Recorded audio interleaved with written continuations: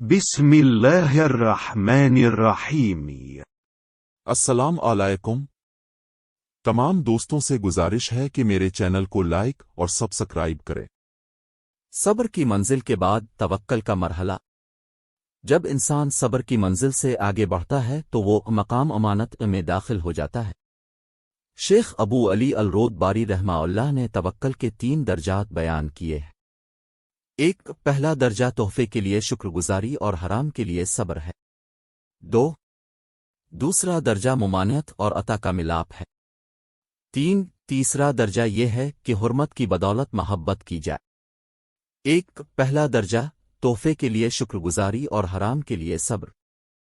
صبر کا ہدف طے کرنے کے بعد اعتماد کی سطح جو شروع ہوتی ہے وہ ہے یہ دیے جانے پر شکر گزاری اور انکار پر صبر۔ یعنی جب بندے کو کوئی نعمت ملے تو بندہ شکر ادا کرے اور نعمت چھن جانے پر صبر کرے۔ 2، دوسری سطح پابندی اور گرانٹ ایک ہو جائے۔ امانت کا دوسرا درجہ یہ ہے کہ بندہ اس طرح ہو کہ اس کے لیے حرمت اور عطا ایک ہو جائے۔ امانت کے اس درجے میں اس بندے کے لیے حرمت اور عطا دونوں برابر ہو جاتے ہیں۔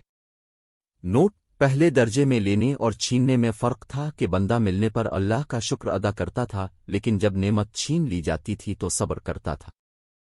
لیکن اعتماد کے اس درجے میں بندہ دونوں صورتوں میں شکر ادا کرتا ہے۔ 3، تیسرا درجہ حرمت کی بدولت محبوب بننا۔ توکل کا تیسرا درجہ بندے کا کسی نعمت سے محروم ہونے پر شکر ادا کرنا ہے۔ جب کوئی نعمت چھن جاتی ہے اور بندہ یہ سمجھتا ہے کہ محبوب چھیننے کو تیار ہے تو یہ تصور کر کے وہ پرجوش ہو جاتا ہے، اور جب یہ نعمت چھن جاتی ہے تو وہ لذت محسوس کرتا ہے جو نعمت ملنے پر حاصل نہیں ہوتی۔ اللہ اپنے بندوں کو آزماتا ہے اور کبھی دوسرے کو چھین لیتے ہیں۔ ایک اور طریقہ سے اللہ اپنے خاص بندوں کو آزماتا ہے۔ جب بندہ یہ سوچتا ہے کہ اللہ نے مجھے ایک بڑے امتحان کے لیے چنا ہے تو یہ سوچ کر اسے جو خوشی اور اطمینان حاصل ہوتا ہے وہ اس خوشی اور مسرت سے کہیں زیادہ ہے۔ یہ ہوتا ہے جو تب ہوتا ہے جب کوئی نعمت دی جاتی ہے۔ اس لیے جب بندہ کسی نعمت سے محروم ہو جاتا ہے تو اللہ کا شکر زیادہ محبوب ہو جاتا ہے۔ ایک کہانی۔ اعتماد کی یہ حالت جو چھن جانے پر زیادہ خوشی اور اطمینان لاتی ہے۔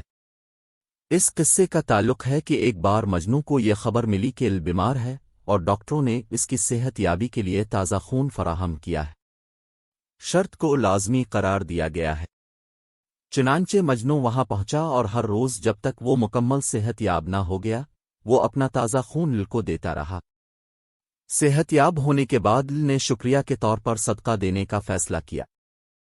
کھانا تیار کرنے کے بعد اعلان کیا کہ شہر کے غریب لوگ اور درویش آ کر کھانا کھائیں، اسے کھاؤ۔ مجنون بھی آ گیا جس نے جان پر کھیل کر ال کی بازیابی میں حصہ لیا۔ مجنون بھی کھانا لے کر لائن میں آ گیا۔ لل باری باری سب کو دے رہی تھی، لیکن جب مجنوں کی باری آئی تو اس نے اپنا کیس صدقہ کے لیے پیش کیا تو لل نے ہاتھ مار کر اپنا کیس توڑ دیا اور دوسروں کو صدقہ دینے لگی۔ وار ناچنے لگا۔ لوگوں نے کہا کہ یہ واقعی پاگل ہے۔ لل نے سب کے سامنے تمہاری توہین کی اور تم ناچ رہی ہو۔ لوگوں نے کہا ارے احمق، میں پاگل نہیں ہوں، آپ ہیں۔ لل کا مجھ سے خاص تعلق ہے، پھر اس نے میرا معاملہ توڑ دیا، اور کسی کا کیس کیوں نہیں توڑا؟ یہ لل اور میرے درمیان ایک مختلف قسم کے رشتے کا اظہار ہے۔ یہ حال ہے مجازی محبت کا۔ جب محبوب ان سے کوئی چیز چھین لیتا ہے تو انہیں زیادہ اطمینان حاصل ہوتا ہے۔ تو ان لوگوں کی خوشی، معیار اور مستی کے کیا معنی ہوں گے جو حقیقی محبت کے مسافر ہیں؟ اگر ان کا سچا محبوب ان سے کوئی نعمت چھین لے تو وہ حقیقی محبوب کی خصوصی توجہ کے خیال سے ڈوب جاتے ہیں۔ ان کی نظریں چھن جانے والی نعمت پر نہیں بلکہ محبوب کی خوشی اور اطمینان پر ہوتی ہیں۔ گاہک کا انعام۔ انسان اہداف اور صبر کے مراحل طے کر کے اعتماد کے مرحلے میں داخل ہوتا ہے۔ صبر کی وجہ سے بندے کو اللہ تعالیٰ کی بارگاہ نصیب ہوتی ہے۔ اللہ تعالیٰ کی رحمتیں اور برکتیں اس پر نازل ہو چکی ہیں، لیکن توکل کی وجہ سے اسے اللہ کی محبت کی خوشخبری سنائی جاتی ہے۔ قرآن۔ میں کہتا ہوں بے شک اللہ توکل کرنے والوں سے محبت کرتا ہے۔ अल-इमरान 3:1-5-9। ये तवक्कल करने वालों के लिए खुशखबरी है, ए भरोसा करने वाले, अल्लाह की बारगाह से आपको सब्र की नेमत मिल चुकी है। मतलब यह है कि मोमिनीन अल्लाह की मोहब्बत से सरफराज होते हैं। रज़ा का मरहला। सब्र के अहदाफ और मराहिल तय करने के बाद इंसान तवक्कल के मकासद को भी उबूर कर लेता है। फिर इत्मीनान का मरहला शुरू होता है। बहुत से औलिया अल्लाह गुजरे हैं जो सब्र की मंजिल के कठिन मराहिल पर रुक गए। कुछ खुश नसीब ऐसे भी हैं जिन्होंने सब्र की मंजिल उबूर की लेकिन वो तवक्कल के मरहले पर ही रुक गए, और बहुत कम ऐसे हैं जो सब्र के बाद तवक्कल की मंजिल उबूर करके कनात की मंजिल में दाखिल हुए। तवक्कल की तरह रज़ा के भी 3 दर्जे हैं। इन दर्जात को हज़रत शेख अब्दुल कादिर जिलानी ने अपनी तसनीफ़ गनिय तालिबीन में हज़रत शेख ज़ुल्नून मिस्री के हवाले से बयान किया है। 1. फैसले से पहले इक़्तिदार से दस्तबरदार होना। 2. दिल का रब।